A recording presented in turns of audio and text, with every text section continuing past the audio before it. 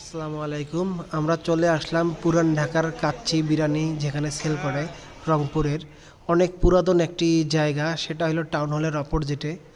রংপুর শহরের সব থেকে পুরাতন যে বিরিয়ানির দোকানটা সেটা হলো এই ঢাকা বিরিয়ানি হাউস। আমার মনে হয় না এমন কেউ বাকি আছে যারা ঢাকা বিরিয়ানি হাউসে বিরিয়ানি খায় নাই, যারা রংপুরের বাসিন্দা। আর সবচেয়ে বড় কথা হইল, আমরা মাঝে মাঝে এখানে যে বিরিয়ানি খাই, এখানের বিরিয়ানির টেস্টটা মাঝে মাঝে একটু চেঞ্জ হয়। কীরকম চেঞ্জ হয় আসলে, যখন খাবারটা আনে হান্ডিটা একবারে ফুলফিল থাকে তখন একটা টেস্ট, আর যখন শেষের দিকে তখন একটা টেস্ট হয়। এই জন্য আমি কয়েকবার খাওয়ার পরে আমি রিভিউ দেবো আসলেই এখন পর্যন্ত যে কন্ডিশন এদের খাবারের টেস্ট এখন ঠিক আছে কি না। আর পূর্বে এখানে অনেক ভিড় হতো, এই জন্য সার্ভিসটা প্রপার পাওয়া যেত না। এখন তার থেকে উন্নতি হয়েছে, এখন সার্ভিসটা মোটামুটি ভালো পাওয়া যায়। ওয়েটার ডাকলে একটু সাড়া দেয়।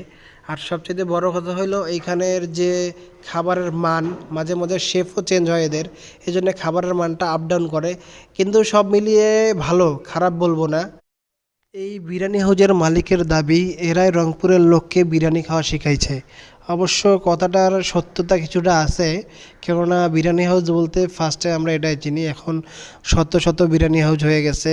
স্টেশন থেকে শুরু করে মেডিকেল মোড় পর্যন্ত হয়তো কমসে কম 50টারও বেশি বিরিয়ানি হাউস হয়ে গেছে।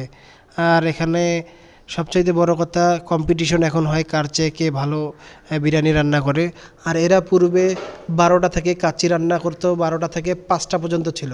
এখন রাত্রের 1টা গেলেও পাওয়া যায়। এদেরও অনেক একসময় গিয়ার ছিল, আর এখন বিরিয়ানি হাউস অনেক হওয়ার পরে এদের গিয়ারটাও একটু কমে গেছে। আর এই কথাটা কতটুকু সত্য যারা এখানে পূর্বে থেকেই খাওয়া দাওয়া করে বা আসতো তারাই জানে।